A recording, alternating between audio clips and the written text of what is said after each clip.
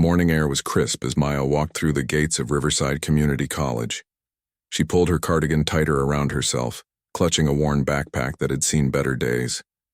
At 32 years old, she was starting over, and today was her first day of music appreciation class. A required course for her accounting degree. Just something to get through, she told herself.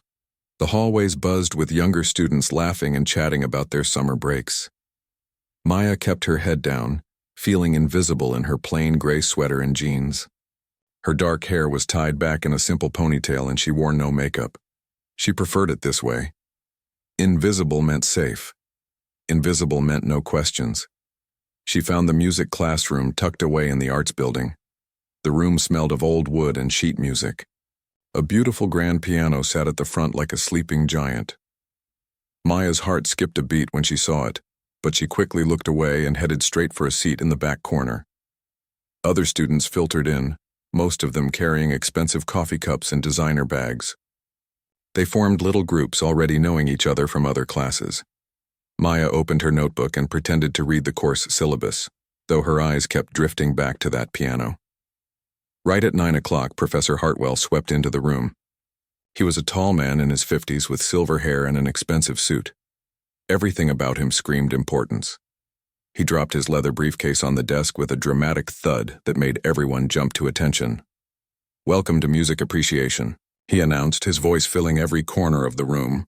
"I am Professor Hartwell. Some of you may have heard of me. I've performed at Carnegie Hall 3 times and studied under some of the greatest pianists in Europe." He began pacing across the front of the room, hands clasped behind his back like a general addressing troops. Maya noticed how he seemed to evaluate each student with his eyes, sizing them up in seconds. "Now then," Professor Hartwell continued, "this course has a practical component. Each of you will perform a piano piece at our end-of-term recital." "Yes," I said, "perform. Music is not a spectator sport. You must feel it, live it, breathe it." A nervous murmur rippled through the class. Some students looked excited. Others looked terrified. "Let's start with introductions," the professor said, pointing at a girl in the front row with perfectly styled blonde hair. "You. Tell me your name and your musical background." "I'm Ashley," the girl said confidently. "I've been taking piano lessons since I was 6. I can play most intermediate classical pieces." Professor Hartwell nodded approvingly. "Excellent. We'll assign you something challenging. You there, young man with the varsity jacket?" One by one, students shared their experiences. Some had years of training. Others had never touched an instrument. The professor made quick judgments about each one, occasionally making little notes in a leather-bound journal. Maya's stomach tightened as he worked his way around the room.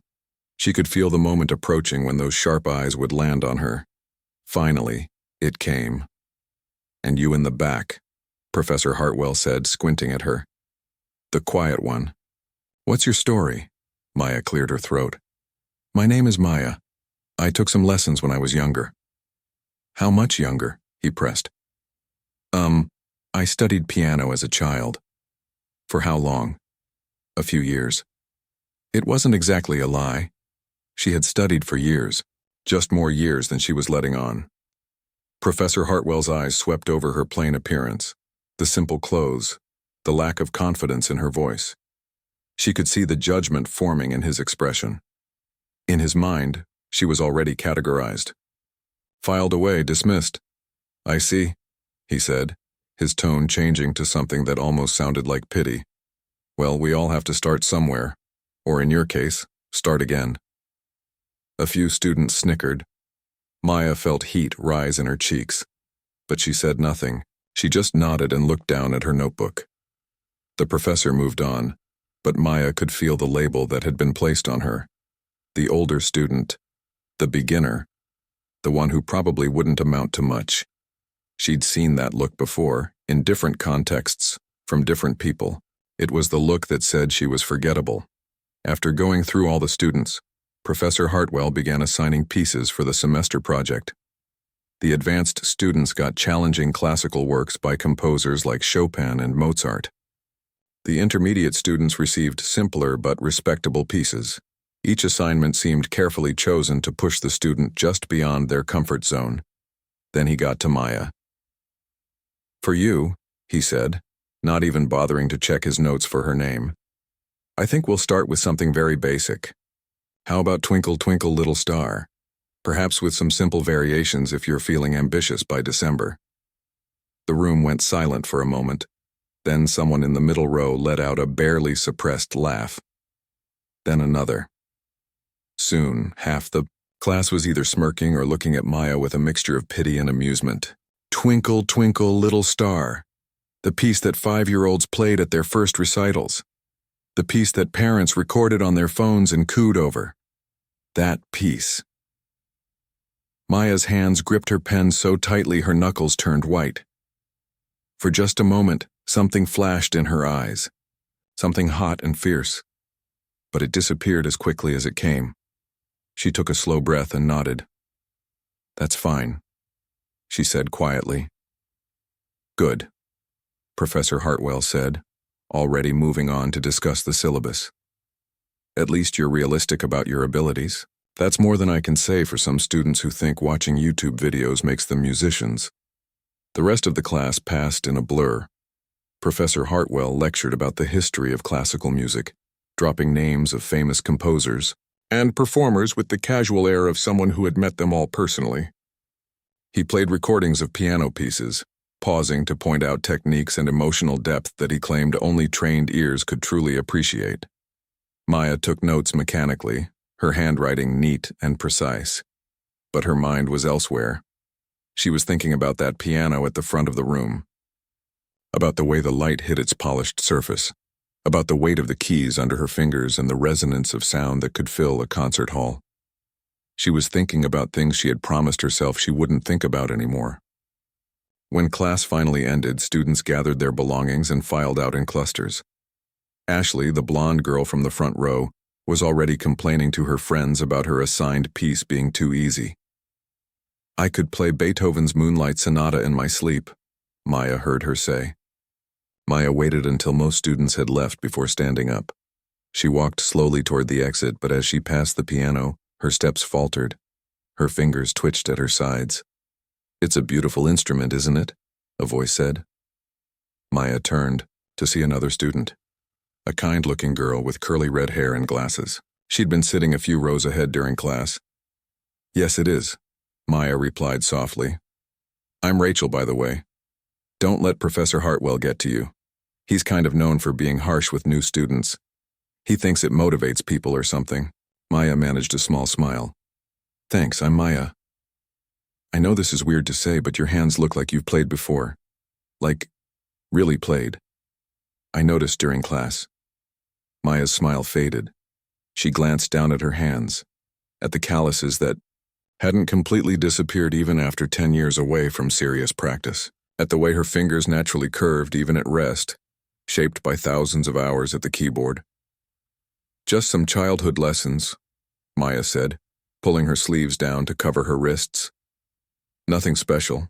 I should go. I have another class. She hurried out before Rachel could ask anything else. Outside, Maya sat on a bench under a large oak tree. She pulled out her phone and stared at the screensaver. It was a photo of a piano in an empty concert hall taken years ago. She'd tried to delete it 100 times but never could. Twinkle, twinkle, little star, she thought. The professor had no idea who he was dealing with, and maybe that was for the best. Maya had come here to disappear into numbers and spreadsheets, to build a quiet life that didn't demand anything from her soul. But as she sat there, feeling the autumn breeze on her face, she couldn't shake the memory of how that piano had looked in the morning light. Like it was waiting for something. Like it remembered her, even if no one else did. 3 weeks had passed since that first day of class, and things had only gotten worse for Maya. Every Tuesday and Thursday morning felt like walking into a courtroom where she'd already been found guilty. Professor Hartwell had a teaching assistant named Derek, a graduate student who seemed to model himself after the professor in every way. Same expensive clothes, same condescending tone, same way of looking at students like they were either promising investments or lost causes. Maya had clearly been filed under the second category. It was Thursday morning, and the class was having their first practical session in the piano practice rooms. Each student would get 15 minutes with either Professor Hartwell or Derek to demonstrate their progress on their assigned pieces. Maya waited her turn in the hallway outside the practice rooms, listening to the muffled sounds of other students playing. Through the door, she could hear Ashley performing her Chopin piece. It was good, technically solid, though Maya could hear where she rushed through the difficult passages. "Not bad, Ashley." Professor Hartwell's voice boomed through the door. "You have real talent. With more work, you could actually perform professionally." Ashley emerged a few minutes later, beaming. She didn't even glance at Maya as she passed. Finally, it was Maya's turn. She entered the small practice room where Derek sat at a desk, looking bored and scrolling through his phone. Professor Hartwell stood by the window, arms crossed, watching with the expression of someone forced to sit through a children's school play. "Ah, Maya," Derek said, finally looking up. "Let's see what you've managed to learn. Take your time getting settled. I know this can be intimidating." Maya sat at the piano bench and adjusted her position. Her hands hovered over the keys for just a moment. Muscle memory kicked in automatically. Her posture straightened, her shoulders relaxed, her fingers curved into the exact position they'd held thousands of times before. But she caught herself. She deliberately slouched a little, made her hands uncertain. She began playing Twinkle, Twinkle, Little Star. Slowly, carefully, like someone still counting out each note in their head. She even threw in a small mistake in the third line, hesitating before finding the right key. "Stop, stop," Derek said, holding up his hand. He stood and walked over to the piano with exaggerated patience. "Look, Maya, I know you're trying, but you're making this harder than it needs to be. It's just a children's song. Let me show you." He sat beside her on the bench, forcing her to scoot over. Then he played the melody with theatrical flair, adding dramatic hand movements that served no musical purpose. "See? It's simple. C, then D, then E. Just like climbing stairs, one step at a time." He spoke slowly, as if explaining to a small child.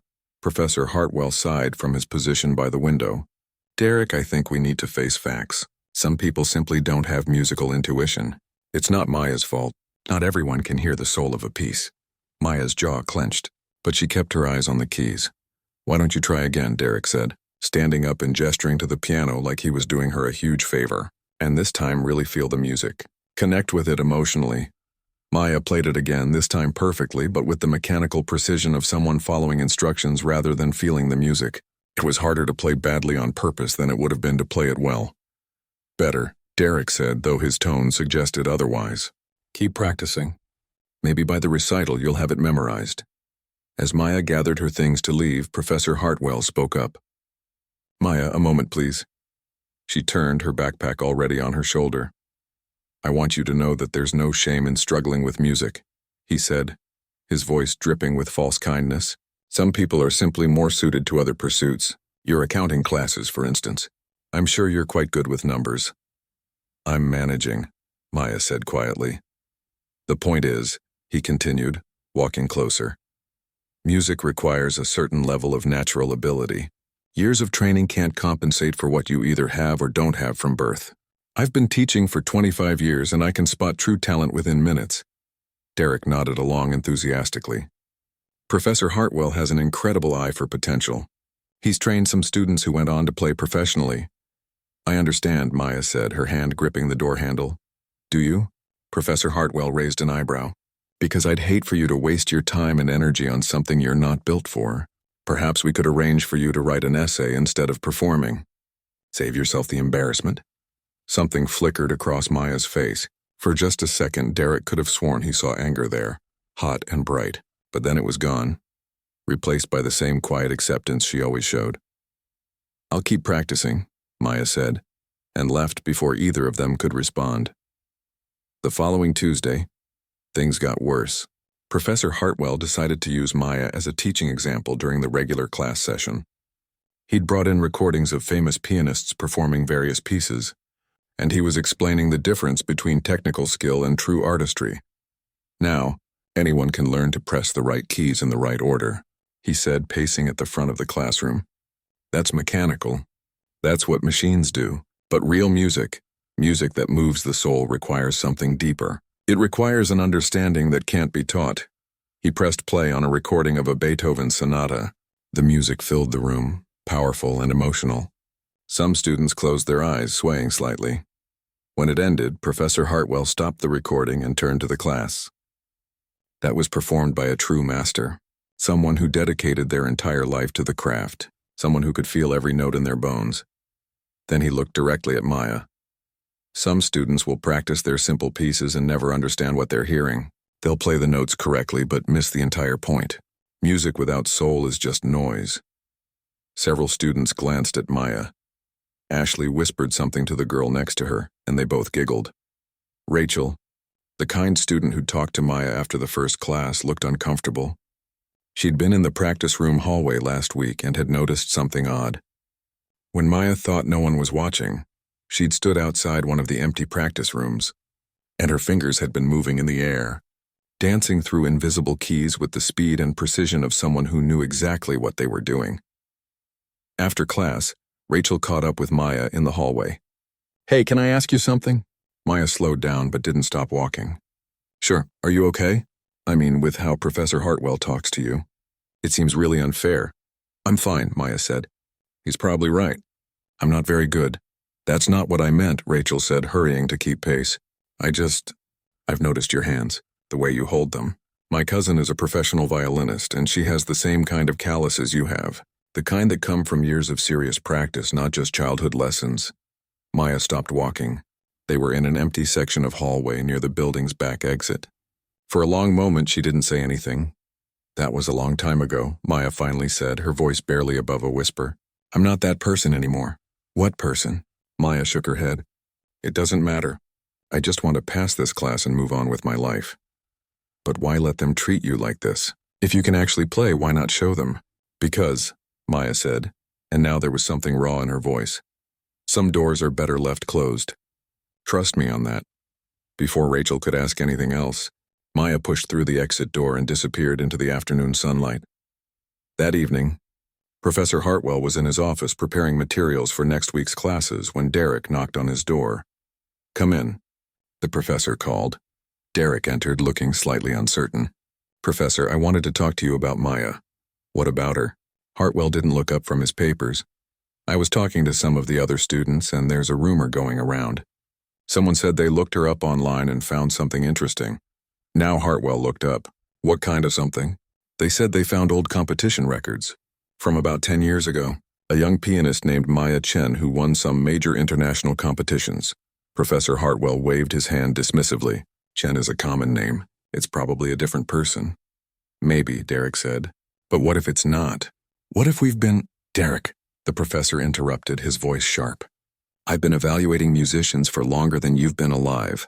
That woman in our class is clearly struggling with basic concepts. A competition-level pianist would never need help with Twinkle, Twinkle, Little Star. Use your common sense." Derek nodded slowly. "You're probably right. It just seemed weird." "Rumors and coincidences," Professor Hartwell said, returning to his papers. "Don't waste your time on them. Focus on the students who actually have potential, like Ashley. Now she might actually go somewhere." After Derek left, Professor Hartwell sat back in his chair. For just a moment, doubt crept in, but he pushed it away. He was Professor Hartwell. He'd studied under the best. He'd performed at Carnegie Hall. He knew talent when he saw it, and that plain, quiet woman in the back of his class was definitely not talented. Meanwhile, across campus, Maya sat alone in her small apartment. She'd picked up groceries on the way home, made a simple dinner, and now sat at her desk working on accounting homework. Numbers and spreadsheets. Safe, predictable, nothing like the chaos of music. But her eyes kept drifting to the corner of the room, where a dusty keyboard sat covered with a sheet. She'd bought it at a thrift store years ago, telling herself it was just for fun, for occasionally playing simple melodies to relax. She hadn't touched it in months. Maya stood up, walked over, and pulled off the sheet. Dust particles danced in the lamplight. She sat down, plugged it in, and put on headphones so her neighbors wouldn't hear. Her fingers found the keys like coming home, and for the next hour, she didn't play Twinkle, Twinkle, Little Star. She played pieces that would make Professor Hartwell's jaw drop, pieces that required hands to fly across the keyboard faster than eyes could follow, pieces that she'd performed in concert halls across 3 continents before she'd turned 20. When she finally stopped, her cheeks were wet with tears. But she wasn't sure if she was crying for what she'd lost or for what she was slowly, dangerously beginning to want back. The recital was exactly 2 weeks away when everything changed. It was a regular Thursday morning, and Maya was walking to music appreciation class when she noticed clusters of students gathered in the hallway, whispering urgently. Something was wrong. She could feel it in the air, that electric tension that comes before bad news spreads everywhere. Rachel spotted Maya and rushed over, her face flushed with excitement. "Did you hear? The guest performer canceled." "What guest performer?" Maya asked, genuinely confused. For the recital, Professor Hartwell had arranged for this famous pianist to perform as the finale. It was supposed to be this huge deal. Alumni were coming, potential donors, even some people from the City Symphony. But the pianist's father had a heart attack, so she flew back to Boston this morning. Maya's stomach twisted. She knew what was coming even before Rachel said it. "The professor is furious," Rachel continued. "He's been planning this for months. The whole recital was supposed to showcase the music program to get more funding. Now he doesn't have a headliner." They walked into class together. The atmosphere was tense. Professor Hartwell stood at the front of the room, his face tight with barely controlled anger. Derek sat at the desk looking miserable, probably having been on the receiving end of the professor's frustration all morning. "Settle down," Professor Hartwell snapped as students took their seats. The usual confident boom in his voice had been replaced with sharp irritation. "I'm sure you've all heard by now. Our guest performer has withdrawn from the recital due to a family emergency." The class murmured sympathetically, but the professor held up his hand for silence. She was scheduled to perform Rachmaninoff's Piano Concerto No. 3. For those of you who don't know, it's one of the most technically demanding pieces in the classical piano repertoire. It requires years, sometimes decades, of professional training to perform correctly. He paused, running his hand through his silver hair. Maya could see the wheels turning in his head, see the moment when frustration turned into something darker. Something mean. "Of course," Professor Hartwell continued, his voice taking on a mocking edge. "It's just pressing keys, isn't it? Just hitting the right notes at the right time. Anyone could do it with a little practice." Several students shifted uncomfortably in their seats. Ashley glanced back at Maya with a smirk, like she knew what was coming. Professor Hartwell's eyes landed on Maya, and a cruel smile spread across his face. "Tell me, Maya, you've been practicing your little children's song for weeks now. How's that going?" Maya's hands gripped the edges of her desk. "Fine," she said quietly. "Just fine. Not excellent. Not ready to move on to something more challenging." "It's fine," Maya repeated. The professor walked down the aisle toward her desk, his footsteps echoing in the silent classroom. "You know, I've been thinking. Perhaps I've been too easy on you. Perhaps you need a real challenge to push you beyond your comfort zone." Derek's eyes widened. He opened his mouth as if to say something, then closed it again. "How about this?" Professor Hartwell said, stopping right next to Maya's desk and looking down at her with barely disguised contempt. "Since you're so confident in your abilities, why don't you perform the Rachmaninoff piece at the recital?" The class erupted. Someone gasped. Others laughed outright. Ashley leaned over to her friend and whispered loud enough for everyone to hear. "Is he serious? She can barely play Twinkle Twinkle." Maya felt her face burning, but she kept her eyes on her desk. "I'm completely serious," Professor Hartwell said, addressing the class now. "After all, Maya here has been taking piano lessons. Surely with 2 weeks of dedicated practice, she could master what takes professional pianists years to perfect. Unless, of course, there's more to music than just hitting the right keys." The mockery in his voice was unmistakable. This wasn't about giving Maya a challenge. This was about humiliation, about teaching her and the rest of the class a lesson about knowing your place. "Professor," Rachel spoke up from her seat, her voice uncertain but brave. "That doesn't seem fair. The piece is impossible for someone who what?" Professor Hartwell turned his sharp gaze on Rachel. "Who lacks natural talent? Who hasn't put in the work? You're absolutely right. which is exactly why this will be such a valuable learning experience for everyone. He turned back to Maya. So what do you say? Or would you prefer to admit right now in front of everyone that you're out of your depth? The classroom held its breath.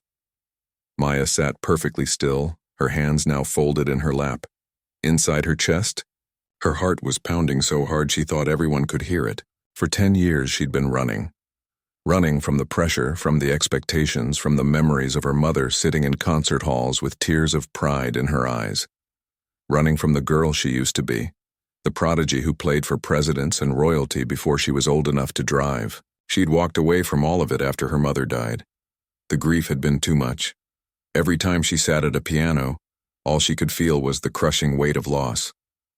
So she'd stopped, changed her name slightly, moved across the country, enrolled in community college under the radar. She'd built a new life, a quiet life, a safe life. But sitting here now, looking at Professor Hartwell's smug face, listening to Ashley's barely suppressed giggles, feeling the eyes of every student on her, something inside Maya snapped. Not broke, snapped back into place. She thought about every condescending comment, every patronizing explanation of basic concepts she'd mastered before she was 10, every knowing look exchanged between the professor and Derek when they thought she wasn't paying attention. Every single moment she'd been made to feel small. Maya lifted her head and looked Professor Hartwell directly in the eyes. "I'll do it." The classroom went completely silent. Even the students who'd been whispering stopped mid-sentence. "Professor." Hartwell's smile widened, but there was surprise in his eyes too. He'd expected her to back down. "Excellent. I look forward to seeing what you can accomplish in 2 weeks. This should be very educational for everyone." "I'm sure it will be," Maya said, her voice steady now. Derek looked like he wanted to crawl under his desk. Rachel stared at Maya with a mixture of shock and concern. Ashley had stopped smirking and now looked confused. The rest of class passed in a blur. Professor Hartwell lectured about music theory, occasionally throwing pointed comments about the importance of realistic self-assessment. But Maya barely heard him. Her mind was already working through the piece, her fingers unconsciously moving through the complex passages on her desk. Rachmaninoff's Third.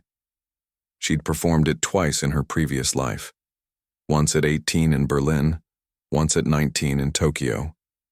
Both times she'd brought the audience to their feet.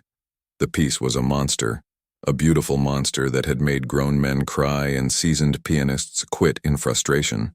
But Maya knew it. She knew every note, every dynamic, every emotional peak and valley. It was burned into her muscle memory like a tattoo on her soul. When class ended, Rachel immediately rushed to Maya's desk. "Are you crazy? Do you know what you just agreed to?"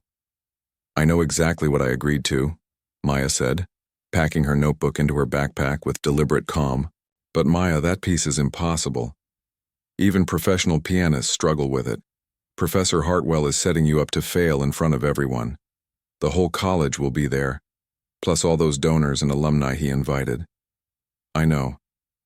"Then, why did you agree?" Maya stood up and slung her backpack over her shoulder.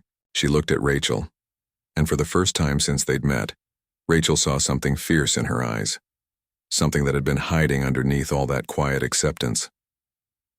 "Because I'm tired of being underestimated," Maya said simply. As she walked out of the classroom, she could hear students talking about her. Some were taking bets on how badly she'd fail. Others were already planning to record it for social media. Ashley was telling everyone she felt embarrassed for Maya, that someone should talk her out of it, but Maya didn't care anymore. She pulled out her phone and opened her browser. Within minutes, she'd found what she was looking for, a practice room rental facility off campus, open 24 hours, with professional-grade pianos. She booked it immediately for every available slot over the next 2 weeks. Then she texted her boss at the restaurant where she worked part-time, asking for 2 weeks off. She had some savings. She could make it work. Walking across campus toward the parking lot, Maya passed the music building's main practice rooms. Through one of the windows, she could see a student struggling through a simple Mozart piece. Through another, someone was practicing scales. Maya's fingers twitched at her sides. She hadn't played seriously, hadn't really let herself go in a decade. She'd been too afraid. Afraid of the memories, afraid of the pain, afraid of wanting something that had cost her so much.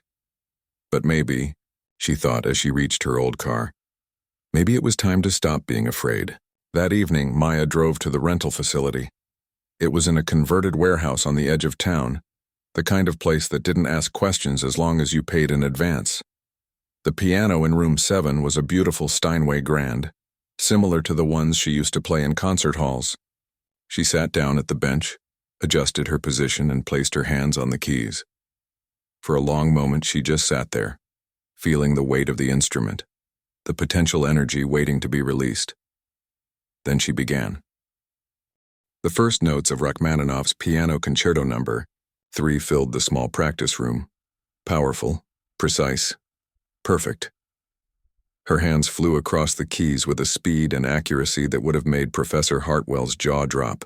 Complex chord progressions that most pianists stumbled over flowed from her fingers like water. She didn't need to relearn the piece. Her body remembered. Her soul remembered. Maya played for 3 hours straight that night, stopping only when her fingers started to cramp. When she finally finished, she sat back on the bench, breathing hard, her face wet with tears. They weren't tears of sadness this time. They were tears of coming home. Outside in the facility's small lobby, the night manager had stopped doing paperwork. He'd come to the door of room 7 and stood listening with his mouth open. In 30 years of running this place, he'd never heard anyone play like that. He pulled out his phone and made a call to his sister, who taught music at the university downtown. "You need to come here," he said quietly. "Right now. There's someone you need to hear." Word spread fast. By the next morning, everyone at Riverside Community College knew about Maya's impossible challenge.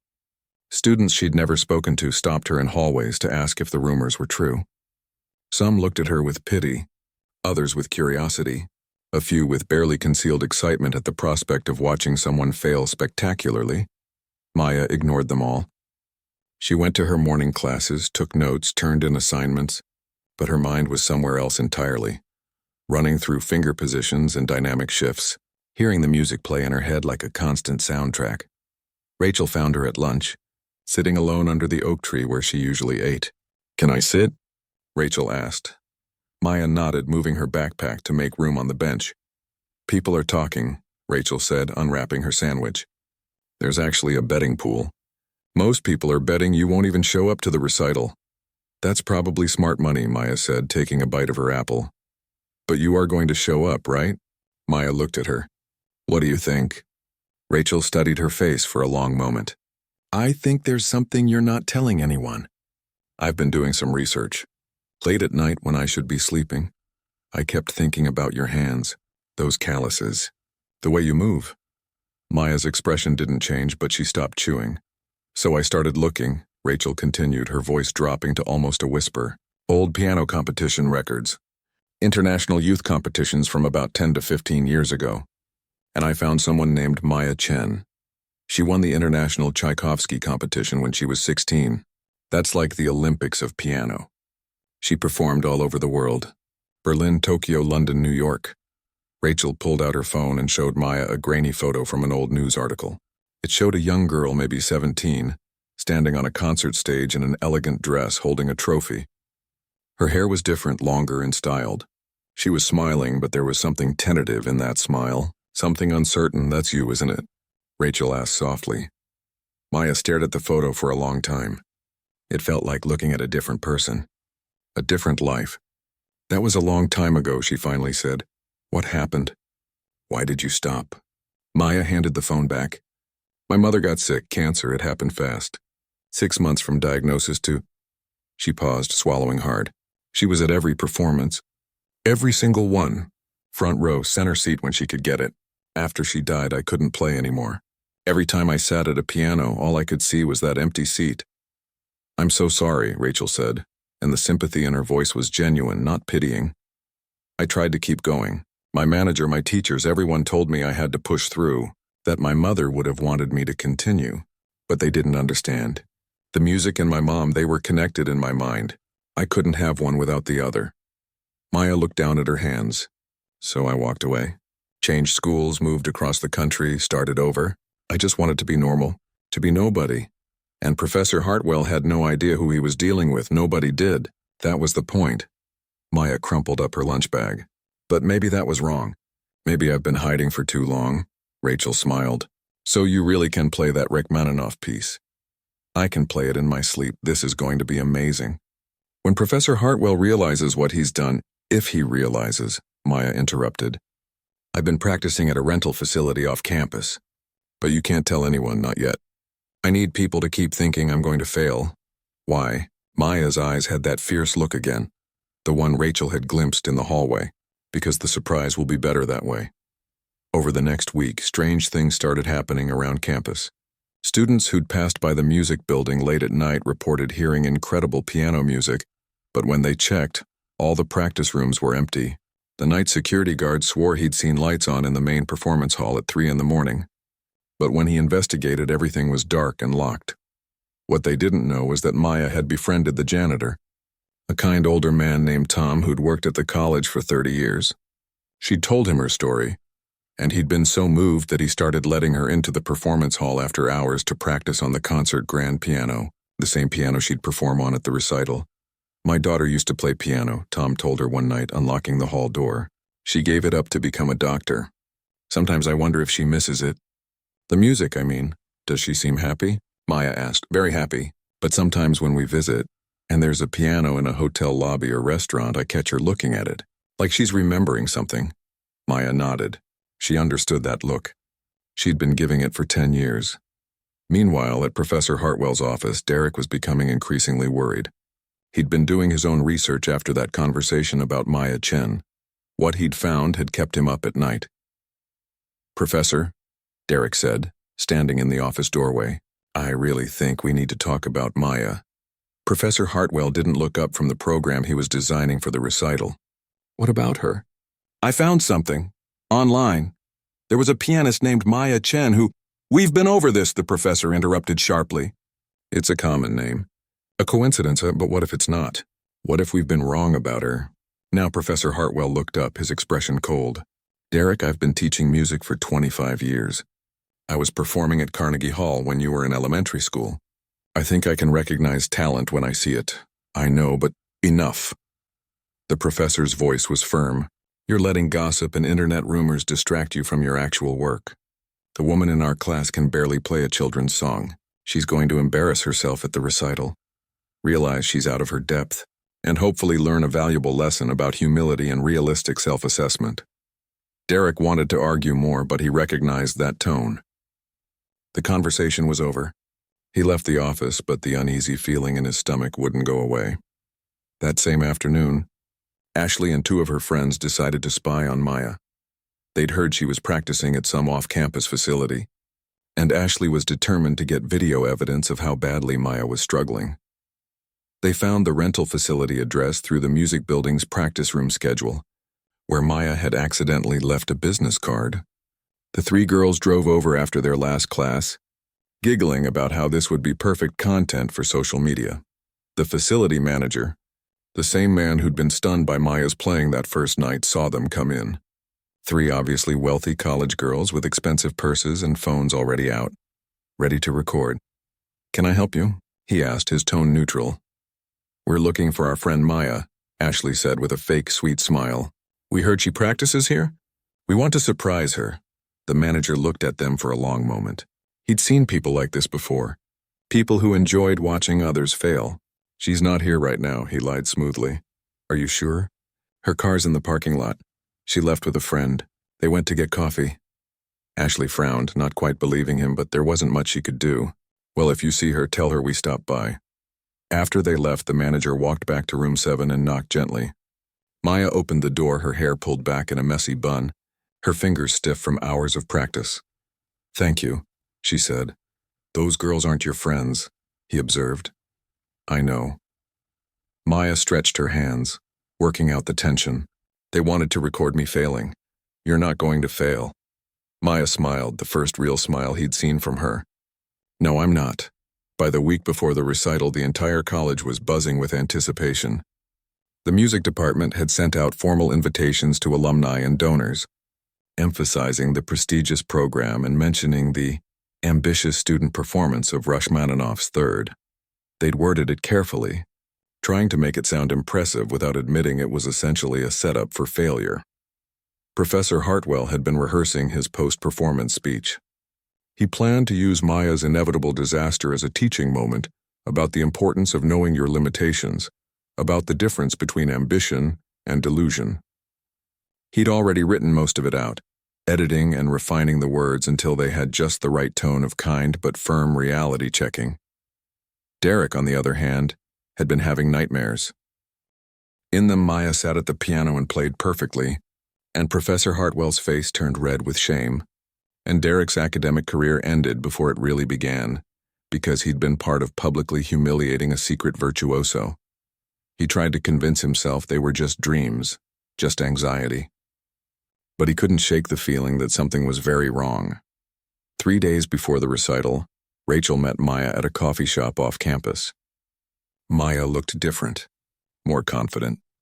Her shoulders were back, her chin up.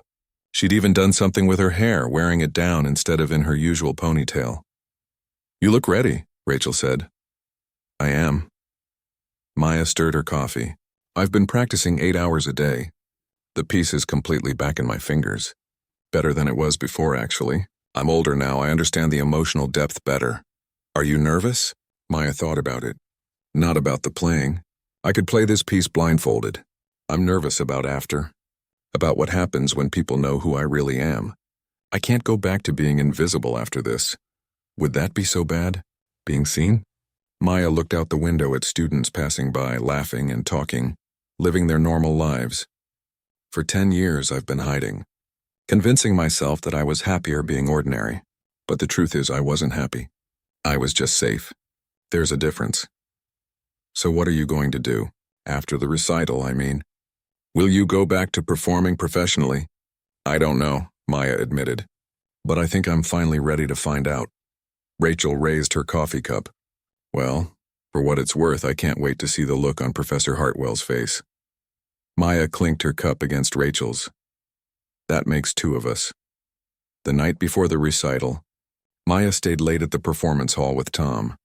She played through the entire piece one last time, letting the music wash over her, feeling every note resonate in her chest. When she finished, she sat in silence for a moment, her hands resting on the keys. "You ready?" Tom asked from where he sat in the back row. Maya turned and smiled at him. "Yes, I really am." She thought about her mother then, about that front row center seat that had been empty for so long. Tomorrow it would be filled with strangers, with people who'd come to watch her fail, but somewhere, somehow, she felt like her mother would be watching too. And this time, Maya was ready to play for both of them. The night of the recital arrived with an electricity in the air that made everyone nervous. The auditorium at Riverside Community College had been transformed for the occasion.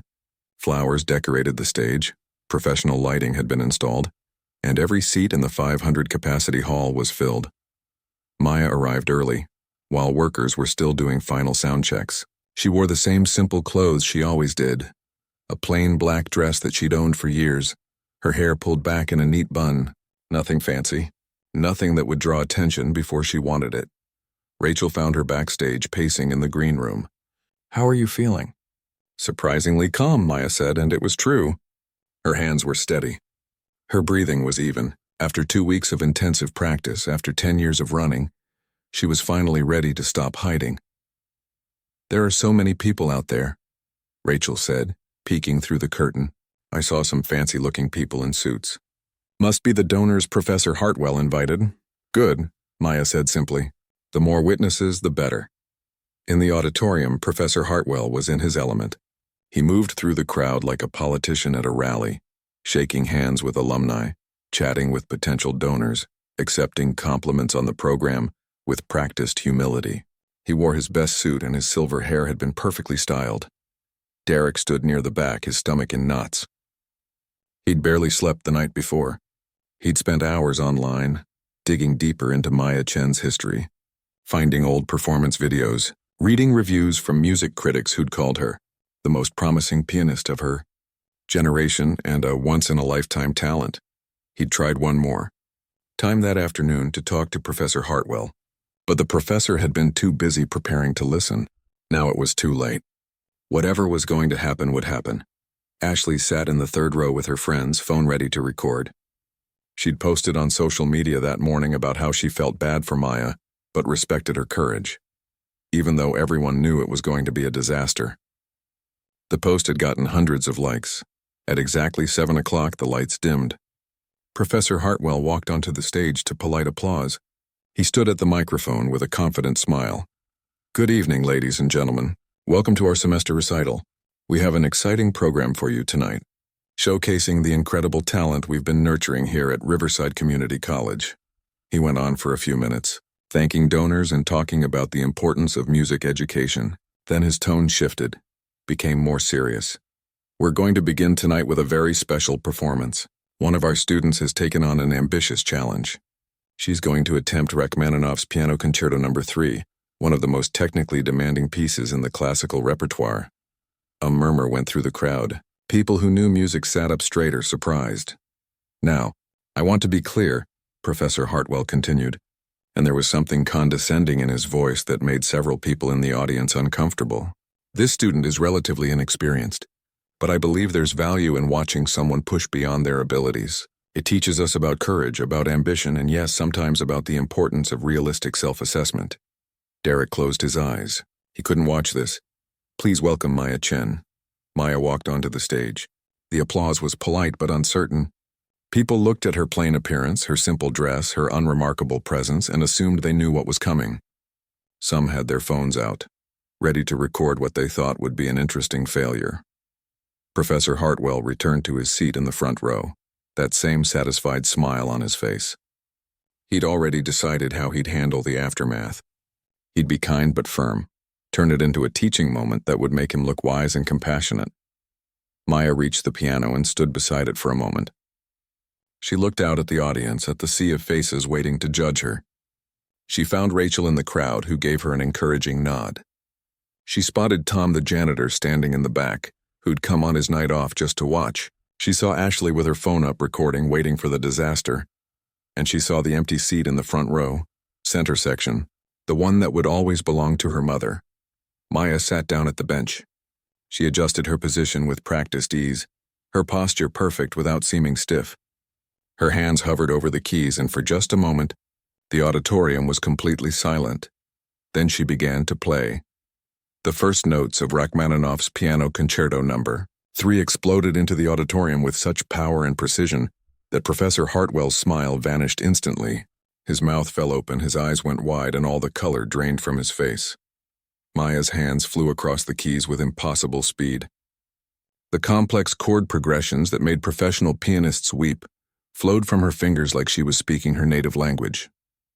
Her whole body moved with the music, swaying and leaning into the emotional crescendos, pulling back during the delicate passages. This wasn't someone attempting a difficult piece. This was a master performing at the height of her powers. The audience sat frozen in shock.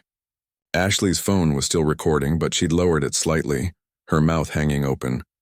The donors and alumni who'd come expecting a student recital were witnessing something they'd only heard in professional concert halls. Derek had opened his eyes at the first notes. Now he stood with his back against the wall, watching Professor Hartwell's face cycle through emotions: shock, disbelief, horror, and slowly, the terrible realization of what he'd done. The piece was incredibly demanding. There were sections where Maya's hands moved so fast they were almost a blur. Octave runs that seemed physically impossible. Jumps across the keyboard that required perfect timing and precision. The famous cadenza section, where pianists often made mistakes, Maya played flawlessly, adding her own emotional interpretation that made several people in the audience gasp. Rachel had tears streaming down her face. She'd known Maya could play, but seeing it, hearing it, feeling the music shake the air itself was something else entirely. Tom stood in the back with his arms crossed, nodding slowly. He'd known. He'd heard her practice. But even he was impressed by how she commanded the stage, how she owned every single note. Maya was completely lost in the music now. Everything else fell away. The audience, the college, Professor Hartwell, the last 10 years of hiding. There was only the piano and the music and the connection between them. She felt her mother's presence not as grief but as love, as encouragement, as pride. This was who she was. This was who she'd always been. The piece built toward its climactic finale. The tempo increased, the dynamic swelled, and Maya's hands moved with such precision and power that the piano seemed to sing. The final chords rang out through the auditorium, powerful and perfect, and then silence, complete.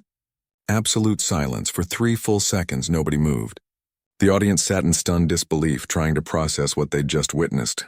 Maya stood from the piano bench, her chest heaving, her hands shaking slightly from the exertion.